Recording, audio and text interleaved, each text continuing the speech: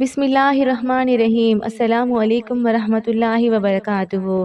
ناظرین محترم، آج ہم بیان کریں گے کہ اللہ تعالیٰ کی طرف سے تو انبیاء کرام آتے رہے جو توحید کی دعوت دیتے رہے، تو دنیا میں پھر بت پرستی کا رواج کیسے ہوا؟ اسلام کے ظہور سے پہلے مشرکین مکہ نے اللہ تعالیٰ کے گھر یعنی خانہ کعبہ کو بت پرستی کا گڑھ بنا رکھا تھا۔ بتوں کے نام کا حج کرتے، طواف کرتے اور ان کو سجدے کیے جاتے۔ انہیں خدا کے ہاں سفارشی تصور کیا جاتا اور ان بتوں کے لیے نذرانہ اور قربانیاں پیش کی جاتی۔ لیکن سوال یہ ہے کہ جب سب انبیاء کرام نے توحید کی دعوت دی تو دنیا میں بت پرستی کا آغاز آخر ہوا کیسے؟ اور آخر بت پرستی کا رواج توحید کے مرکز خانہ کعبہ تک پہنچا کیسے؟ دنیا میں سب سے پہلے بت پرستی حضرت نوح علیہ السلام کے دور کے بعد شروع ہوئی۔ روایات سے معلوم ہوتا ہے کہ حضرت نوح علیہ السلام کے زمانے میں 5 ولی اللہ تھے، جن کے نام ودود، سوا، یعوس، یعوق اور نصر ذکر ہوئے ہیں۔ یہ بزرگ گزشتہ نبیوں حضرت نوح علیہ السلام کے دین پر قائم تھے۔ جب ان بزرگوں کا یک دیگرے بعد انتقال ہو گیا تو ان کے قبیلے اور شہر کے لوگ نہایت رنج میں مبتلا رہنے لگے۔ ایک روز جب اہل قبیلہ ان کی یادوں میں مغموم بیٹھے تھے تو شیطان ایک بزرگ کی شکل اختیار کر کے ان کے پاس آیا اور کہا، تمہارے درد کی دوا میرے پاس موجود ہے۔ ان کے پوچھنے پر اس نے مشورہ دیا کہ اپنے بزرگوں کی تصویریں بنا لو اور ان کو اس طرح رکھ دو تاکہ ان تصویروں کو دیکھو تو تمہارے دل کا درد کم ہو جائے۔ چنانچہ اہل قبیلہ نے ابلیس کے جھانسے میں آئے اور ان کی تصاویر بنا لیں۔ صبح و شام ان کی زیارت کرتے مگر ان کی عبادت نہیں کرتے تھے۔ اس طرح اور لوگ بھی ان کی زیارت کو آنے لگے۔ یہ سلسلہ چلتا رہا۔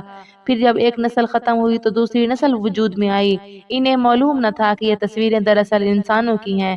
چنانچہ ابلیس نے ان کو پٹی پڑھائی کہ یہ تمہارے معبود ہیں، تم ان سے اپنی ضروریات کے مطابق چیزیں مانگ سکتے ہو۔ وہ لوگ ان پر پھول اور مالے چڑھانے لگے اور جب وہ تصاویر پرانی ہو گئیں تو شیطان ہی کے مشورے سے ان کی شکل کے بڑے بڑے بت تراش دیے گئے۔ اس طرح دنیا میں بت پرستی کا آغاز ہو گیا۔ شہر مکہ جو شروع سے ہی توحید کا مرکز رہا، اس میں بت پرستی کا آغاز بنو خزاع کے سردار عمرو بن لئی نے کیا۔ عمرو بن لئی خانہ کعبہ کا ایک بہت بڑا بارسوخ سردار تھا اور لوگ اس کی بہت مانتے تھے۔ اس کی ایک خاصیت یہ بھی تھی کہ وہ حاجیوں کی بہت خدمت کرتا تھا۔ ان کو پانی پلاتا تھا بلکہ شہد کا شربت بھی پلاتا تھا۔ اس زمانے میں حاجیوں کی خدمت کو بہت ثواب سمجھا جاتا تھا اور اسے اعزاز کی بات سمجھی جاتی تھی۔ ایک دفعہ یہ شخص اپنی تجارت کے سلسلے میں ملک شام گیا تو وہاں اس نے بت پرستی ہوتے ہوئے دیکھی۔ وہاں ایک قوم آباد تھی جس کا نام کتابوں میں املکہ آیا ہے۔ اس قوم نے بھی اپنے بزرگوں کے بت بنائے ہوئے تھے اور ان کا کہنا تھا کہ ہم مانتے تو ایک خدا کو ہیں، لیکن چونکہ ہمیں وہ نظر نہیں آتا تو ہمیں لگتا ہے کہ ہماری بات اس تک نہیں پہنچی، اس لیے ہم نے یہ چھوٹے چھوٹے خدا بنا لیے ہیں۔ کوئی ہوا کا خدا ہے، کوئی پانی کا خدا ہے اور کوئی رزق کا خدا ہے۔ ہم ان خداؤں سے بات کرتے ہیں، یہ ہماری سفارش بڑے خدا سے کر دیتے ہیں۔ کیونکہ یہ ہمارے سامنے ہوتے ہیں تو ہماری عبادت بھی اچھی ہو جاتی ہے۔ عمرو بن لئی کو یہ بات پسند آئی اور اس نے وہاں سے ایک بت خریدا اور خانہ کعبہ میں آ کر رکھ دیا۔ اس بت کا نام حبل تھا۔ وہ پہلا بت تھا جو خانہ کعبہ میں رکھا گیا۔ حبل انسان کی شکل میں تھا۔ اس کو اہل مکہ سب سے بڑا اور اہم بت سمجھنے لگے۔ حبل کا دایاں ہاتھ ٹوٹا ہوا تھا۔ قریش مکہ نے وہ ہاتھ سونے کا بنوا کر لگوا دیا۔ حبل کے علاوہ عرب کے قدیم بتوں میں سے منات ہے، یہ مسلل میں رکھا گیا۔ پھر طائف میں لات اور اس کے بعد وادی نخلا میں عزا کے نام کے بت وجود میں آیا۔ یہ تینوں عرب کے بہت بڑے بت تھے۔ ان کے بعد حجاز کے ہر خطے میں شرک اور بت پرستی نے قدم جما لیے۔ زمانہ جاہلیت میں صفا اور مروہ پر 2 بت رکھے گئے تھے۔ صفا پر جو بت تھا اس کا نام اصاف تھا اور جو مروہ پر تھا اس کا نام نائلہ تھا۔ اس کے بعد عمرو بن لئی نے وہی بات کی جو قوم املکہ نے اپنے بتوں کے بارے میں کی۔ پھر اس نے مکہ کے باقی قبیلوں کو بھی دعوت دی کہ وہ بھی اپنے اپنے بت بنا کر خانہ کعبہ میں لا کر رکھیں، لیکن شرط یہ رکھی کہ وہ بت مکہ کی مقدس مٹی سے بنائے جائیں گے۔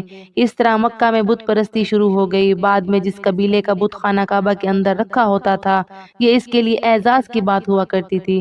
عرب کے قبائل میں اپنی محبت اور دشمنی دونوں کے لیے مشہور تھے۔ جس قبیلے کا مکہ والوں سے جھگڑا ہو جاتا اس قبیلے کا بت خانہ کعبہ سے نکال دیا جاتا۔ یہ اس وقت ان کے خداؤں کا حال تھا۔ کہا جاتا ہے کہ عمرو بن لئی کے تابع ایک جن بھی تھا۔ اس نے عمرو بن لئی کو جدہ میں دفن قوم نوح کے بتوں کے بارے میں بتایا۔ چنانچہ عمرو بن لئی نے ان بتوں کو نکال لیا اور حج کے ایام میں انہیں مختلف قبائل کے حوالے کیا۔ یوں ہر قبیلے اور ہر گھر میں اپنا اپنا بت ہو گیا۔ اس آدمی کا ذکر اللہ کے رسول صلی اللہ علیہ وآلہ وسلم کی ایک حدیث مبارکہ میں آتا ہے۔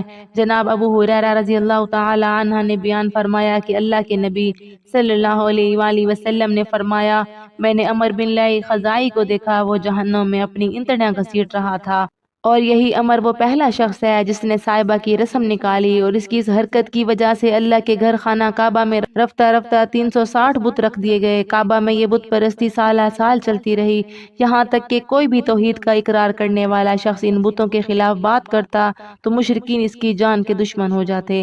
جب ان سے پہلے مکہ میں حضرت ابراہیم علیہ السلام کا دین تھا، حضرت ابراہیم علیہ السلام خود بتوں سے بیزار تھے، لیکن آہستہ آہستہ یہ لوگ اسلامی تعلیمات سے دور ہوتے چلے گئے اور بہت سی معاشرتی برائیوں میں گرتے چلے گئے، اور پھر اس نبی کا انتظار ہونے لگا جن کے بارے میں گزشتہ آسمانی کتابوں میں بہت سی نشانیاں بتائی گئی تھیں۔ تو اللہ تعالی نے حضرت ابراہیم علیہ السلام کے بیٹے حضرت اسماعیل علیہ السلام کی نسل سے قبیلہ قریش کے سب سے اعلیٰ خاندان میں اپنے پیارے محبوب صلی اللہ علیہ وآلہ وسلم کا ظہور فرمایا۔ حضور نبی کریم صلی اللہ علیہ وآلہ وسلم کا ظہور ہوا۔ آپ صلی اللہ علیہ وآلہ وسلم بچپن سے ہی اس بت پرستی کے خلاف تھے۔ ان کے خلاف بولنے کی وجہ سے مشرکین مکہ حضور نبی کریم صلی اللہ علیہ وآلہ وسلم کی جان کے دشمن تک بن گئے، لیکن آخرکار فتح مکہ کے موقع پر آپ صلی اللہ علیہ وآلہ وسلم نے اللہ کے گھر خانہ کعبہ کو بتوں سے پاک کر دیا۔ حضرت عبداللہ بن مسعود رضی اللہ تعالی عنہ کا بیان ہے کہ فتح مکہ کے دن نبی کریم صلی اللہ علیہ وآلہ وسلم کعبہ کے بتوں پر ہاتھ میں پکڑی ہوئی چھڑی سے ضرب لگا رہے تھے اور قرآن کی آیت تلاوت فرما رہے تھے، جس کا ترجمہ یہ ہے کہ حق آ گیا اور باطل مٹ گیا۔ باطل تو مٹنے ہی والا تھا اور ہر ایک بت اوندھے منہ گر جاتا ہے۔ فتح مکہ میں شامل صحابی فرماتے ہیں، ہم رسول اللہ صلی اللہ علیہ وآلہ وسلم کے ساتھ ساتھ مکہ میں آئے۔ بیت اللہ کے گرد 360 بت تھے جن کی پوجا کی جاتی تھی۔ آپ صلی اللہ علیہ وآلہ وسلم نے فوراً حکم دیا، ان سب کو اوندھے منہ گرا دو۔ پھر آپ نے یہی آیت تلاوت فرمائی اور اللہ تعالیٰ کے گھر کو بتوں سے پاک کر دیا۔ آخر میں ہم اللہ تعالیٰ سے دعا کرتے ہیں، اللہ تعالیٰ ہمیں توحید پر استقامت نصیب فرمائے۔ ملتے ہیں آگے کسی اچھی ویڈیو میں، تب تک کے لیے اپنا خیال رکھیں۔ اللہ نگہبان۔